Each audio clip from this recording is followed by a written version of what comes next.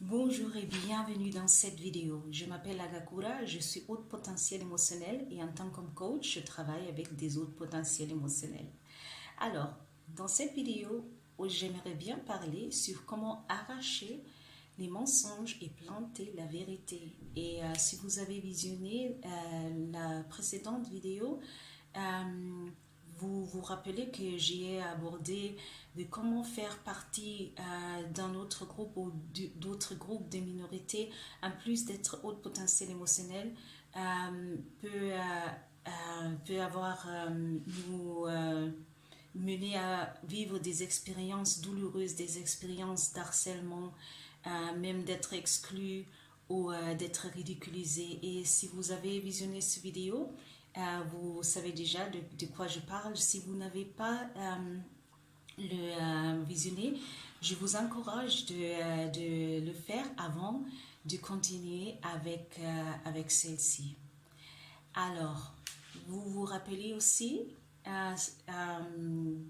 si vous avez vu la vidéo précédente, que je vous ai donné l'exercice d'annoter tous les mensonges, alors toutes les expériences que vous avez vécues, ces expériences d'harcèlement, d'être ridiculisé ou d'être exclu, et les mensonges, les croyances limitantes et douloureuses sur vous-même que vous avez commencé à croire.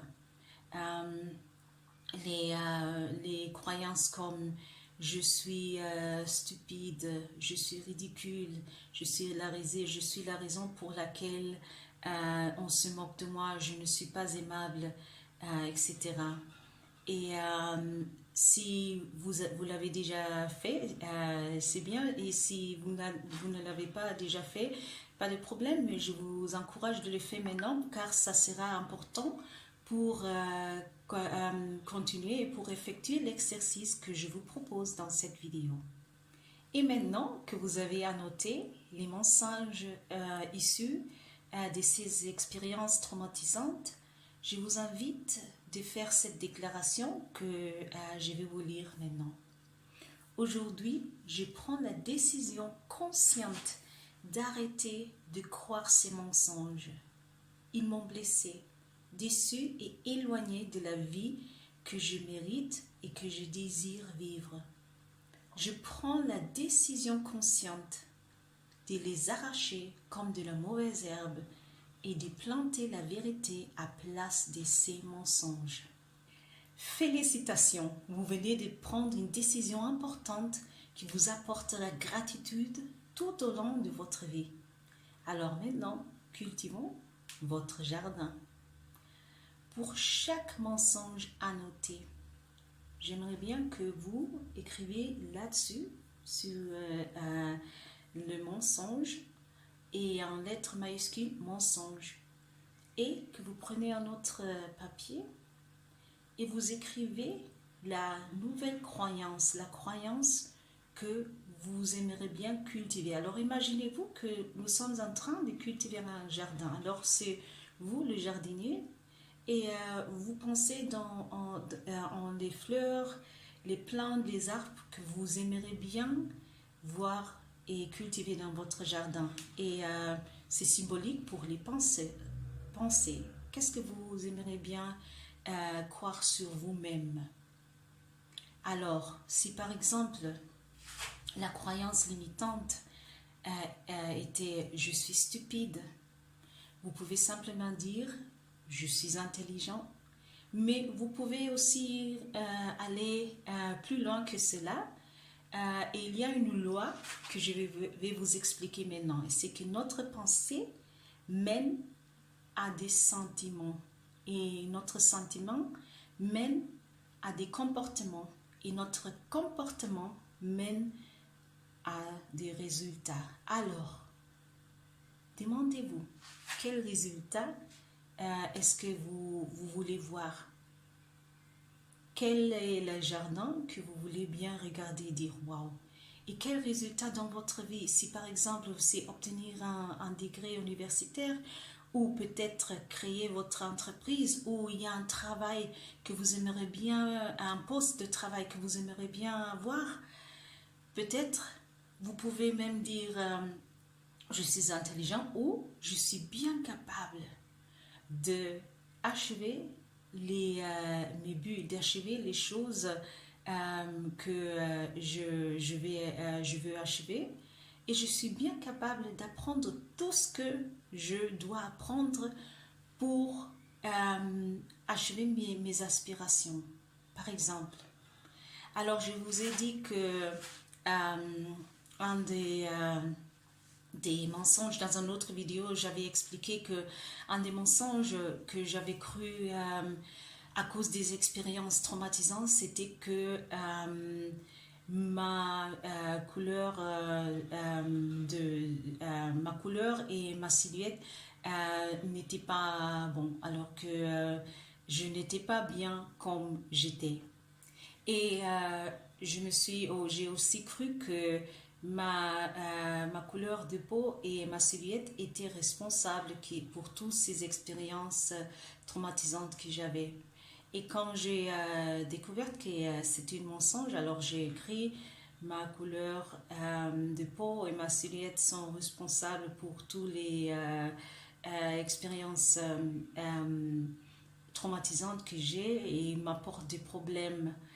Et quand j'écris mensonge, j'ai pensé ce que j'aimerais bien croire sur moi, le résultat que j'aimerais bien voir. Et je suis arrivée à dire ma couleur et ma silhouette sont une preuve de l'expression créative divine. Et pour moi, si quelque chose est de Dieu, ça veut dire que son droit d'exister est incontestable. Et si quelqu'un dit que c'est... alors si... comment est-ce qu'on dit si on le met en question, c'est erroné. Et c'est ça que j'aimerais bien que vous entendez, que vous compreniez. C'est votre jardin. Il n'y a ni mal ni bien. Vous pouvez écrire des... alors, ne limitez pas votre imagination. Si vous voulez planter un avocat et je ne sais pas, les mangues ou des pommes de terre, ce que ce soit les roses, les bougainvilles, ce que vous voyez dans ce jardin, alors les pensez, c'est votre jardin. Alors ne pensez pas que parfois nous pensons, ah, si cette personne m'écoutera maintenant, qu'est-ce qu'il dirait que je suis fou? Non, non, non, non, non, c'est votre jardin et c'est votre vie et c'est c'est à vous de penser aux résultats que vous aimeriez bien voir pour vous dans votre vie. Et alors, après avoir planté votre jardin, la vérité, il est important de l'arroser régulièrement. Alors que ça ne soit pas une exercice ponctuel, il est important de répéter ces phrases pour que ça soit ça entre dans votre cœur et aussi dans votre esprit et qu'il y a des racines, que ces croyances prennent des racines dans votre cœur et votre esprit et que ce soit votre identité. Et après, qu'est-ce qu'on fait si on vient de planter un jardin? Alors pensez au jardin que vous voyez chaque jour. Ils sont protégés, non? Il y a des barrières, même parfois des signes pour dire de ne pas entrer sans être autorisé. Pourquoi? Parce que nous ne voulons pas que les gens viennent pour prendre nos fruits ou pour détruire ou pour saboter. Et pour moi, ce qui est protéger notre jardin, pour moi, c'est aussi penser dans nos endroits. Est-ce que vous êtes toujours régulièrement exposé aux endroits qui nourrissent les mensonges que vous venez d'arracher de votre vie? Ça peut être des groupes, des personnes que vous voyez régulièrement. Ça peut être au travail, et si c'est au travail, il est important de les signaler. Et s'il n'y a pas de réaction, peut-être aussi penser en changer le travail ou un changement de lieu. Pour moi, c'était important dans un moment de changer de lieu parce que je vivais de l'harcèlement même dans les institutions d'éducation supérieure. Et je n'étais pas capable de fonctionner, d'être ma meilleure version en temps et luttant en même temps contre ces harcèlements. Et peut-être pour vous, ça peut être, oui, mais déjà changer maintenant de travail ou changer de lieu, ce n'est pas un peu extrême. Mais je veux aussi vous demander, en tant qu'hôte potentiel émotionnel, combien de fois est-ce qu'on a déplacé des montagnes pour réaliser les rêves des autres? Pourquoi ne faire la même chose pour nous-mêmes? N'oubliez pas qu'il s'agit de votre vie. Et votre vie, notre vie, nos vies ne sont pas une répétition théâtrale. Et sachez aussi que vous allez vous remercier pour chaque effort qui vous rapproche de l'avenir que vous désirez et que vous méritez vivre. Merci beaucoup et j'espère de vous revoir dans un de prochaines vidéos et j'espère que cet exercice vous a aidé. Je suis aussi consciente que parfois les expériences traumatisantes sont très profondes et parfois un exercice comme ça ne peut pas être la solution pour vraiment guérir. Et si vous sentez qu'il y a des choses vraiment traumatisantes que vous n'arrivez pas à vous quitter, ça peut être aussi un signe que vous avez besoin de travailler peut-être avec un expert, avec un thérapeute ou un coach, comme vous choisissez. Pour moi, j'ai fait les deux et j'en profitais des deux. Alors, il y avait des expériences traumatisantes que j'ai travaillé en thérapie. Et après aussi, quand j'ai travaillé avec un coach, il y avait toujours des croyances limitantes, douloureuses.